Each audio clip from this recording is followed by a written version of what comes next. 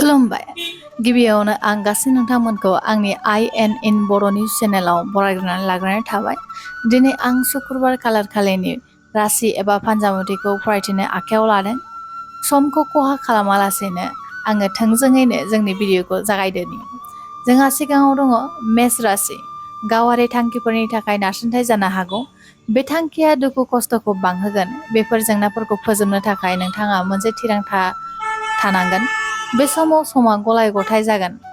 जाय जिरादफोरा गोसोनि बेरेखायै थांगासिनो दं बियो गोजोन गैयैखौ बांहोगोन। गावनि मोन्दांथिफोराव गोसो होनाया गाहाम नोंथांनि थाखाय। बिनि उनाव वृष राशि। न'खरनि सोद्रोमाफोरजों नांलायनाया नारसिनथायनि जाहोन जानो हागौ।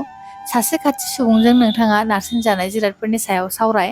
मानसिफोरनि सायाव गावारि बिबुंथि दाहो। रावनोबो फिन होफिननायनिफ्राय गोजानाव था। नेगेटिभिटिखौ एरायनांगोन नोंथाङा। बिनि उनाव मिथुन राशि। नोंथांनाव मिथिंगायाव जेसेबां सोलाय सोल' थागोन जिनिसखौ सिगांथिं लांनाया एसेबांनो गोरलै जानो हागौ। रांखान्थियारि बिथिंखौ गोख्रों खालामनायानो नोंनि मोनसेल' थांखि जानांगौ। गावखौ गुबुनजों रुजुनायनिफ्राय गोजानाव था, नङाब्ला गोसो बायनाया थाबाय थागोन। नोंथाङा मावनाय हाबाखौ आबुं जायै दानागार। बिनि उनाव कर्क राशि। नोंथाङा नेगेटिभिटिखौ बोखारनायाव जाफुंसार जागोन। नोंथांनि थाखाय गोनांथार बेसादफोराव गोसो होनानै नाजाबाय था। गावारि जिउखौ साबसिन खालामनो नाजा। जाय जिरादफोराव नोंथाङा फेलें जागासिनो दं बेफोरखौ नोंथांनि फारसे लांनो नाजा। रांखान्थियारि थासारिया सोलायनो हागौ नोंथांनि थाखाय। बिनि उनाव सिंह राशि। थिरांथा लानाय समाव न'खरनि माखासे सोद्रोमाफोरा हेंथा जानो हागौ। नाथाय जिंगासिनायनि जेबो जाहोन गैया। नोंथाङा थार थिरांथा लाना बयनिबो रागा जोंनायखौ बोखारनायाव जाफुंसार फोरमान जागोन। थाबथानाय खामानिफोरजों सिगांथिं दावगालांनाया जाथावना जानो हागौ। खामानि मावथायाव नोंथांजों रागा जोंनाय सुबुंफोरजों सोमोन्दोआ साबसिन जागोन। बिनि उनाव कन्या राशि। गोब्राब समाव नोंथाङा जायफोर सुबुंफोरजों लोगो जायो बिसोरजों थाफा। गोजाम बाथ्राफोरखौ खनले खनले साननानै गावखौनो जेंना दाखालाम। लोगोफोरजों सोमोन्दोआ साबसिन जागोन जायनि जाहोनाव हारसिं जानायखौ बारग'नो हायो। नोंथाङा न'खरनि माखासे सायख'जानाय सोद्रोमाफोरजों सम थांहोनाया गाहाम। खालि बै सुबुंफोरजोंल' बेबायदि सोमोन्दोआव गोसोजों जायफोरजों पजिटिभ मोननाय जायो बेजों थानायाबो नोंथांनि थाखाय गाहाम। बिनि उनाव तुला राशि। गोदान मुवाफोर सोलोंनो गोसो जागोन। नोंथांनि खामानि बायदि रोखोमसे मुवाफोरावबो गोसो हो।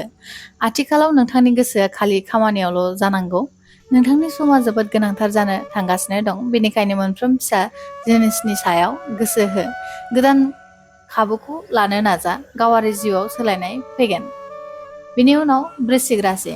नोंथाङा खामानि गैयै बेसादफोरनिफ्राय गोसो बोख्लायनानै गावनि थांखियाव गोसो होनो नाजानांगोन। नोंथाङा थार सुबुंनिफ्राय लामा दिन्थिनाय मोनगोन। नाथाय गोसोआव लाखिदि अलसियानि थाखाय समखौ ओरैनो गारनाय नङा। सुबुंथिनि मोजां बिथिंफोराव गोसो होनानै खामानियाव सोलायनाय लाबो। बिनि उनाव धनु राशि। जुदि नोंथाङा गाज्रि मुवाफोरखौ साबसिन खालामनो खाबु मोनदों अब्ला बेखौ नाजाव। रांजों सोमोन्दो थानाय ट्रेन्जेकसनफोरखौ खालामनायनिफ्राय गोजानाव था। गोजाम दाहार होनाय रांखौ हरखाबै मोननो हायो एबा हागौ।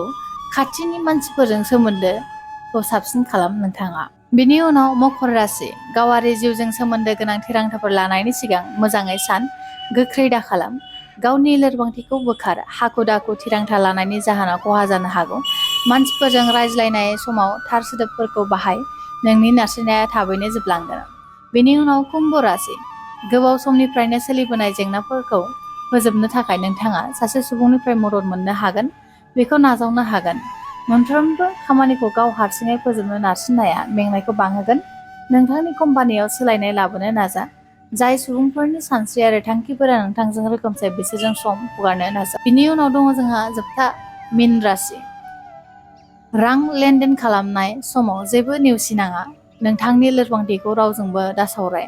न'खराव सोलिबाय थानाय नांलाय खमलायफोरा गावजों गाव गोरोबलायनायजों फोजोबजागोन। नेम आरो खान्थिफोरजों सोमोन्दो थानाय जेंनाफोर थानो हागौ। जुदि न'खरनि सोद्रोमाफोरजों नांज्लायनाय जायो अब्ला बेखौ सुस्रांनो थाखाय न'खरनि बैसो जानाय सुबुंफोरनिफ्राय लामा दिन्थिनाय जानो हागौ। गोजोनथोंसै। दिनैनि राशि फरायथिनाया बेखिनिसिमानोसैमोन। जोबनायनि सिगां आं नोंथांमोननिसिम फिन खनसेबाव खावलायनाय थाबाय। जुदि भिडिअखौ मोजां मोनदोंब्ला प्लिज भिडिअखौ लाइक, शेयार एन्ड कमेन्ट खालामलायनानै होनो दाबाव। स' जों गाबोन लोगो मोनलायफिनसिगोनलाय बे चेनेल आंनि INN बर' निउस चेनेलावनो। स' बाय बाय दिनैनि थाखाय।